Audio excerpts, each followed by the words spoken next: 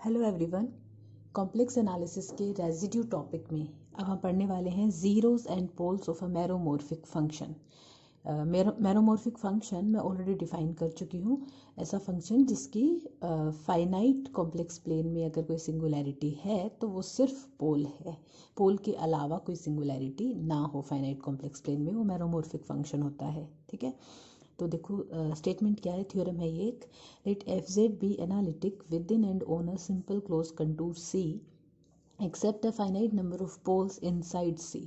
Function हमें एक close contour के लिए, मतलब ऐसा दे रखा है कि क्लोज कंटूर की बाउंड्री पे तो फंक्शन एनालिटिक है और कंटूर के अंदर फाइनाइट नंबर ऑफ पोल्स हैं, कुछ पोल है, फाइनाइट पोल एग्जिस्ट करते हैं फंक्शन के। ठीक है, and suppose f z not equals to zero on C, और फंक्शन जो है वो ज़ीरो भी नहीं है बाउंड्री पे, कंटूर की बाउंड्री पे। If capital N and capital P are respectively the number of zeros and poles inside C. Capital N तो क्या है, फंक्शन के टोटल नंबर ऑफ ज़ीरो, जो ज़ीरो बनते हैं फंक्शन के कंटूर के अंदर, और कैपिटल पी क्या है, जो फंक्शन के पोल्स बनते हैं कंटूर के अंदर। ईच जीरो और पोल of order m being counted m zeros or poles as the case may be। अब यहाँ पे ये कह रहे हैं कि अगर जैसे किसी ज़ीरो का ऑर्डर 2 है तो वो 2 ज़ीरो काउंट होंगे। ठीक है, मान लो फंक्शन जो है वो z इज इक्वल्स टू 2 पे भी ज़ीरो हो रहा है और z इज इक्वल्स टू 3 पे भी ज़ीरो हो रहा है। देखो इस तरह से है function F Z equals to z minus 2 का स्क्वायर और z माइनस 3 का क्यूब और अपोन में कुछ फंक्शन है सपोज क्यू जेड। तो अगर हम इसके ज़ीरो देखें तो z बराबर 2 इसका ज़ीरो है और z बराबर 3 इसका ज़ीरो है, तो सिर्फ 2 ज़ीरो नहीं हुए, इस ज़ीरो का ऑर्डर 2 है, इसका 3 है, तो टोटल 5 ज़ीरोज़ हैं। तो ज़ीरो और पोल जो है, देखो कैसा लिखा है, ईच ज़ीरो और pole of order m being counted m zeros और पोल, मतलब जितने ऑर्डर का ज़ीरो है उतने ज़ीरोज़ काउंट करे हैं, जितने ऑर्डर का पोल है उतने पोल्स काउंट किए हैं, एज अ केस में भी।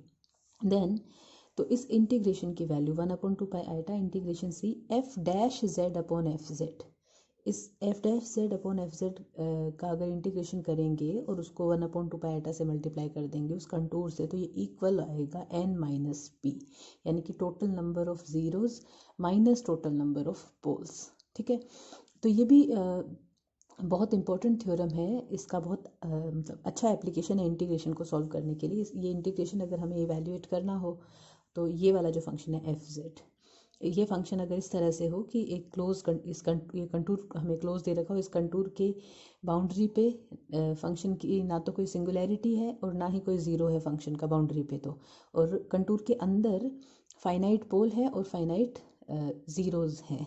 ठीक है, तो इस इंटीग्रेशन की वैल्यू इक्वल हो जाएगी n माइनस पी। ठीक है, तो अगेन इसका इंटीग्रेशंस को सॉल्व करने के लिए एप्लीकेशन है। तो प्रूफ स्टार्ट करते हैं।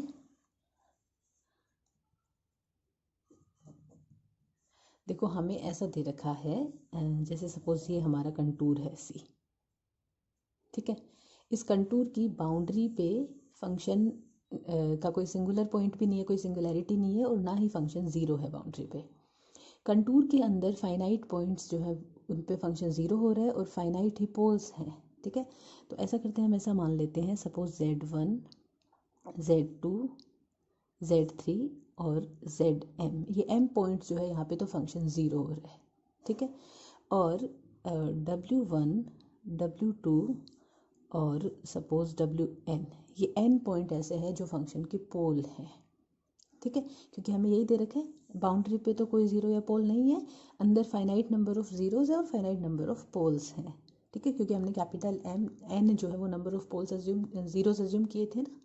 तो let z is equals to z1 z2 up to zm are zeros of F Z of order alpha 1 alpha 2 up to alpha m respectively.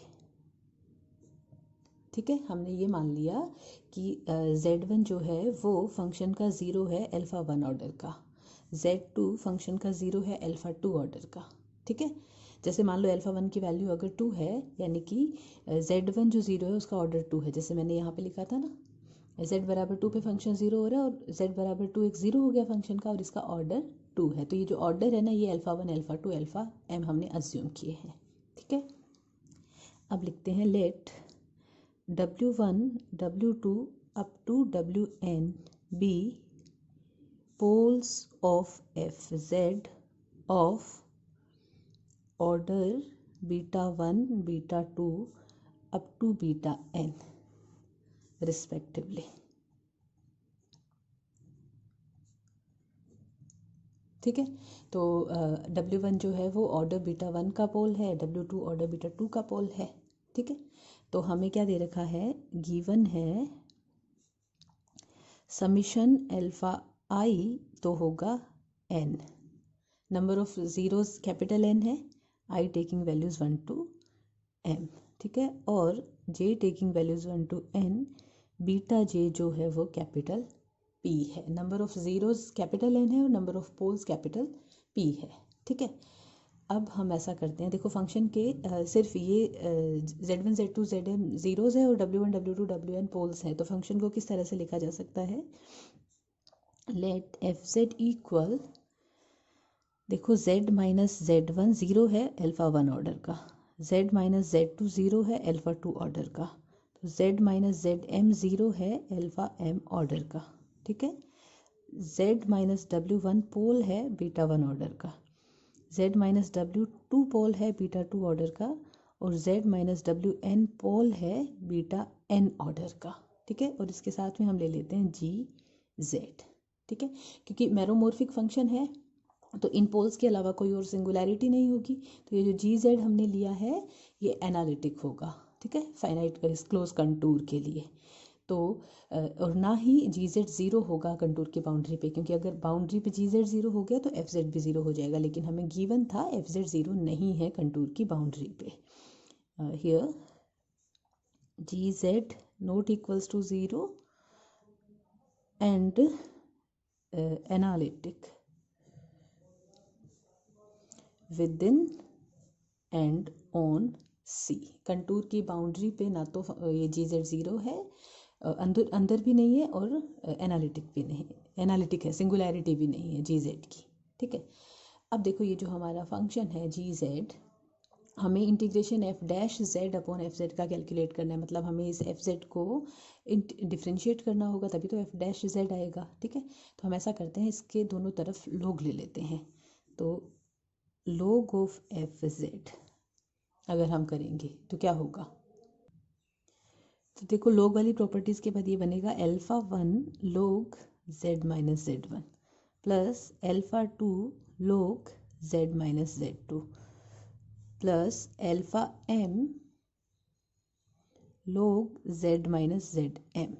ठीक है, और ये सब आएंगे माइनस में, माइनस बीटा 1 मैं ब्रैकेट में लिख देती हूँ लोग z माइनस w1, बीटा 2 लोग z माइनस w2। ठीक है, बीटा n लोग z माइनस wn। ओके, और साथ में लोग ऑफ जी जेड आएगा। तो इसे अब हम समीशन की फॉर्म में लिख देते हैं, लोग एफ जेड इक्वल, ये बन जाएगा summation I taking values 1 to m alpha i log z minus z i minus summation J taking values 1 to n, ये वाला बीटा जे लोग z माइनस डब्ल्यू जे। ठीक है, प्लस लोग जी जेड। ठीक है, अब हमें जो इंटीग्रेशन प्रूव करना है उसमें एफ डैश जेड चाहिए, मतलब हमें कहीं ना कहीं इसको डिफ्रेंशिएट करना है, तो हम दोनों तरफ जेड के विद रिस्पेक्ट डिफ्रेंशिएशन करते हैं।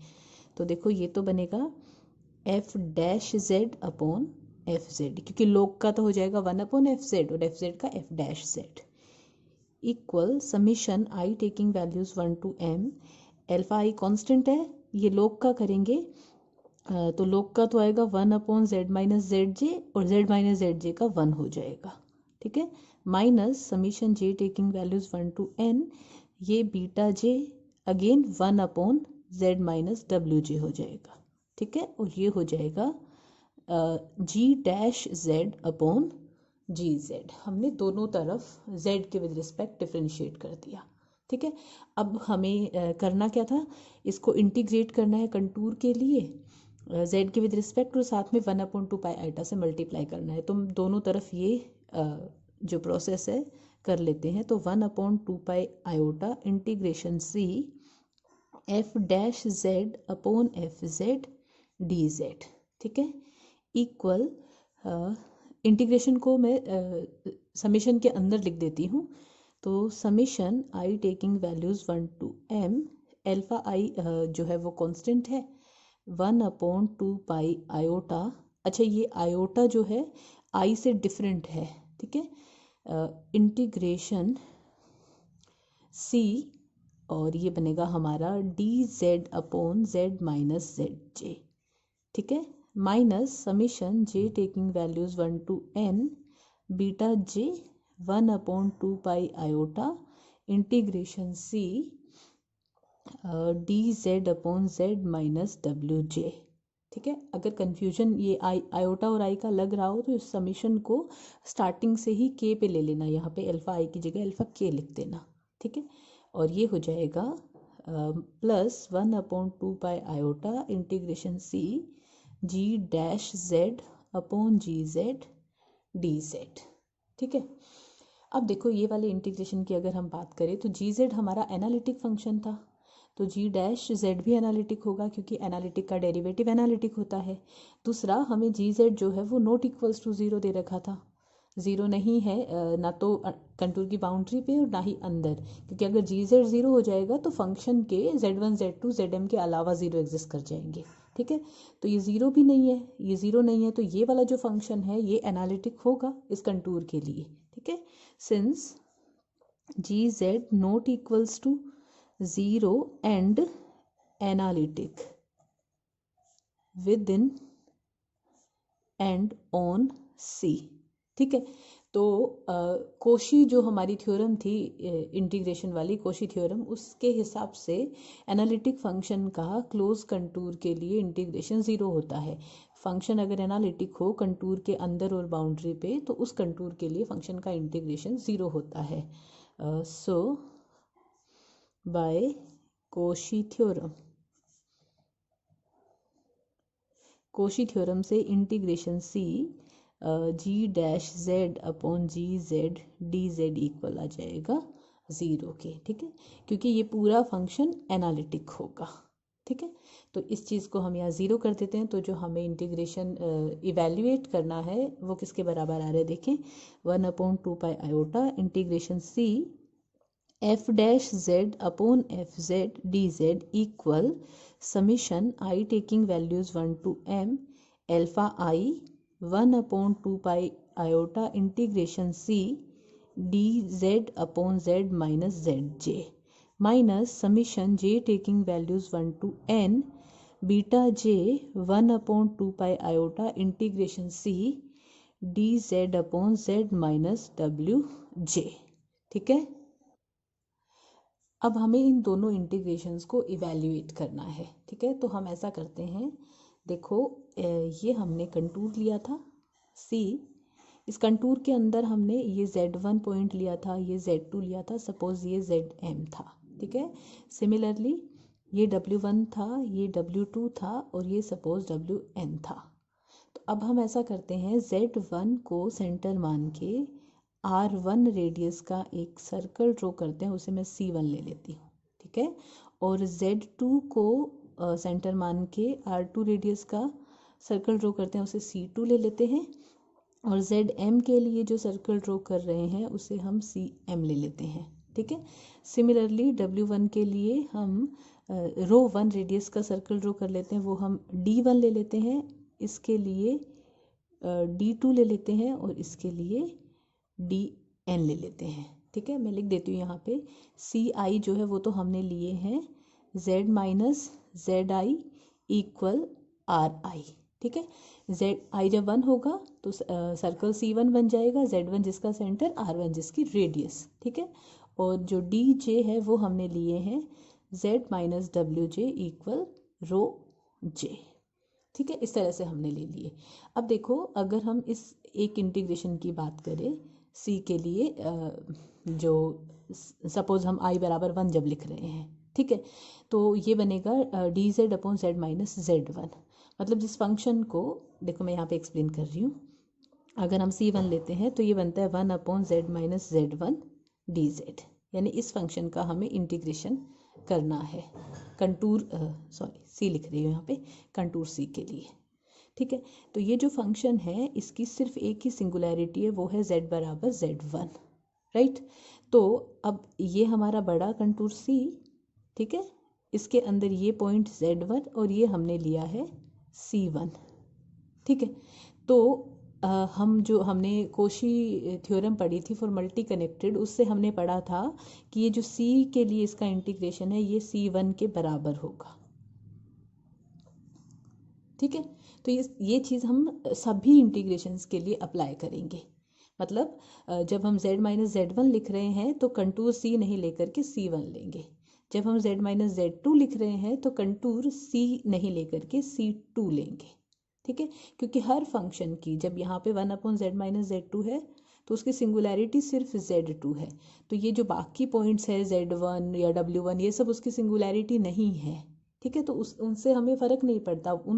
एक तरीके से जब हम c1 लिख रहे हैं तो हम सिर्फ ये दो कंटूर को कंसीडर कर रहे हैं, जब हम c2 वाला कंटूर ले रहे हैं तो c और c2 को कंसीडर कर रहे हैं, ठीक है। तो ये हम अप्लाई करके इस रिज़ल्ट को दोबारा से मैं लिखती हूँ। मतलब यहाँ ये जो इंटीग्रेशन है, यहाँ पे मैं जब पॉइंट z1 होगा तो c1 लिखना चाहूँगी, जब पॉइंट z2 होगा तो c2। तो मैं एग्जैक्टली करूँगी क्या, हमारा ये i है, ठीक है, क्योंकि हमारा समीशन तो लगा हुआ है i पे, तो हम यहाँ पे c की जगह सी आई लिख देंगे और यहाँ पे इस c की जगह डी जे लिख देंगे, ठीक है। तो लिखती हूँ मैं ये, तो 1 upon 2 pi iota integration c f dash z upon F Z D Z equal summation i taking values 1 to m alpha i 1 upon 2 pi iota integration c i D Z upon z minus z आई, ठीक है, minus summation j taking values 1 to m beta j 1 upon 2 pi iota integration D J D Z upon Z minus W J, ठीक है। I think मैंने ये जो z minus z आई है ये ऊपर भी यहाँ पे गलती से जेड जे लिखा है, तो उसको आप देख लेना, वो जेड आई है, क्योंकि समीशन हम आई पे लगा रहे हैं ना, वो z1 z2 zm तक हमने आई से डिनोट किया है, ओके। अब हम हर इस इंटीग्रेशन को इवेल्युएट करेंगे, ठीक है। तो हम यहाँ से सर्कल से अगर हम बात करें तो mode z minus z I equal are आई है, तो यहाँ से z माइनस जेड आई क्या होगा, आर आई ई की पावर आयोटा थीटा, ठीक है। तो डी जेड क्या आ जाएगा, डी जेड आ जाएगा आर आई आयोटा ई की power iota theta D theta, ठीक है। और क्योंकि ये सर्कल है तो लिमिट हो जाएगी थीटा की 0 से 2 पाई। तो मैं ये चीज़ दोनों के लिए कर रही हूँ, तो देखते क्या बनता है। Summation I taking values 1 to m alpha I 1 upon 2 pi iota, ये हो जाएगी लिमिट 0 से 2 पाई, तो डी जेड की जगह तो आएगा आर आई आयोटा ई की power iota theta D theta, और अपोन में आएगा आर आई ई की पावर आयोटा थीटा। तो आर आई से आर आई कैंसिल, ई की पावर आयोटा थीटा से ई की पावर आयोटा थीटा कैंसिल, इस आयोटा से आयोटा कैंसिल। तो अभी मैं सजेस्ट करूँगी कि आप आई नहीं लेकर के के ही लें, ताकि आयोटा और आई का कन्फ्यूजन नहीं हो, okay. Minus summation J is equals to 1 to m beta J 1 upon 2 pi iota, ये भी 0 से 2 पाई हो जाएगा, ठीक है। यहाँ पे रेडियस जो है वो रो जे से डिनोट करी है, तो ये बन जाएगा रो जे आयोटा ई की power iota theta D theta, और अपोन में रो जे ई की पावर आयोटा थीटा, ठीक है। तो यहाँ पे भी देखो रो जे से रो जे कैंसिल, ई की पावर आयोटा थीटा से ई की पावर आयोटा थीटा कैंसिल, इस आयोटा से ये आयोटा कैंसिल, ठीक है। तो summation I taking values 1 to m alpha I 1/2 pi। ठीक है, अब देखो यहाँ पे सब कैंसिल हो गया, 1 बचा है तो उसका इंटीग्रेशन थीटा होगा, और जब हम लिमिट पुट करेंगे तो वो 2 पाई माइनस 0 आएगा, तो ये 2 पाई बनेगा। ठीक है, minus summation J taking values 1 to n beta J 1/2 pi, ये भी 2 पाई बनेगा, तो ये 2 पाई आपस में कैंसिल। ठीक है, तो ये i equals 1 to m alpha i हमने n लिया था और ये हमने p लिया था। ठीक है, और यही हमें प्रूव करना था। 1/2 pi iota integration c f dash z upon F Z equal बनेगा n minus p, where n denotes total number of zeros of function F Z. F Z के जितने ज़ीरो बनते हैं हम मल्टीपल को काउंट करेंगे। ठीक है, अगर कोई ज़ीरो ऑर्डर 2 का है तो उसे 2 ज़ीरो की तरह काउंट करेंगे, ज़ीरो ऑर्डर 3 का है तो वो 3 ज़ीरो काउंट होंगे, तो इक्वल हो जाएगा n माइनस पी के। ठीक है, तो ये तो हो गया थ्योरम का प्रूफ। अब हम इस पे बेस्ड एक एग्जांपल भी कर लेते हैं ताकि समझ में आ जाए कि क्वेश्चंस कैसे करने हैं। जैसे सपोज हमें ये वाला इंटीग्रेशन इवेल्युएट करना है। ठीक है, कंटूर जो है वो हमें दे रखा है मोड z इक्वल 4। ठीक है, हम इसे अभी हमने जो ज़ीरोज़ एंड पोल्स वाली थ्योरम की थी उससे सॉल्व करना चाहते हैं।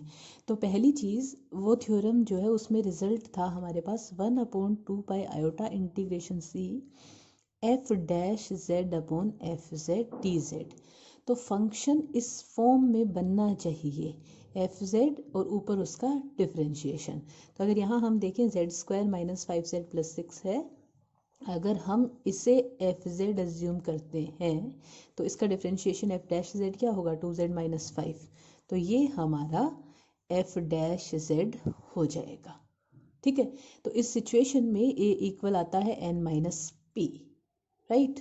और दूसरी चीज़ हमें ये भी देखना होता है फंक्शन एफ जेड जो है उसके कंटूर जो है उसकी बाउंड्री पे कोई ज़ीरो या पोल नहीं होना चाहिए, अंदर पोल भी हो सकते हैं और ज़ीरोज़ भी हो सकते हैं।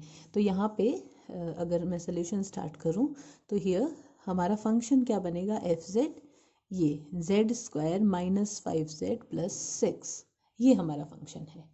तो इस फंक्शन की कोई सिंगुलैरिटी तो है ही नहीं क्योंकि डिनोमिनेटर में तो 1 है, फाइनाइट पार्ट में कोई सिंगुलैरिटी नहीं है और हमें फाइनाइट पार्ट में ही देखना होता है। ठीक है, और इसके ज़ीरोज़ अगर हम देखें तो इसके ज़ीरोज़ बनेंगे, ज़ीरोज़ कैसे निकालते हैं हम, एफ जेड को ज़ीरो के बराबर रख के, तो z² माइनस 5z प्लस 6 को अगर ज़ीरो के बराबर रखेंगे तो इसके z माइनस 2 और z माइनस 3 ये दो फैक्टर बनेंगे। ठीक है, तो यहाँ से z की वैल्यू आ रही है 2 3, तो 2 ज़ीरो हैं। ठीक है, और हमें ज़ीरोज़ निकालने की ज़रूरत भी नहीं है, हमें सिर्फ ये देखना है कि कितने ज़ीरोज़ हैं। तो फंक्शन के 2 ज़ीरोज़ हैं, यानी कि हियर n जो है वो आ गया 2, टोटल नंबर ऑफ ज़ीरोज़ जो है वो 2 है, और इसके कोई सिंगुलैरिटी पोल है ही नहीं, यानी कि पोल p की वैल्यू है 0, ज़ीरो सिंगुलैरिटी, ज़ीरो पोल्स हैं इसके, क्योंकि डिनोमिनेटर को ज़ीरो के बराबर रख के हम सिंगुलैरिटीज़ निकालते हैं, पोल्स निकालते हैं, तो डिनोमिनेटर में तो 1 है, वो तो ज़ीरो हो नहीं सकता।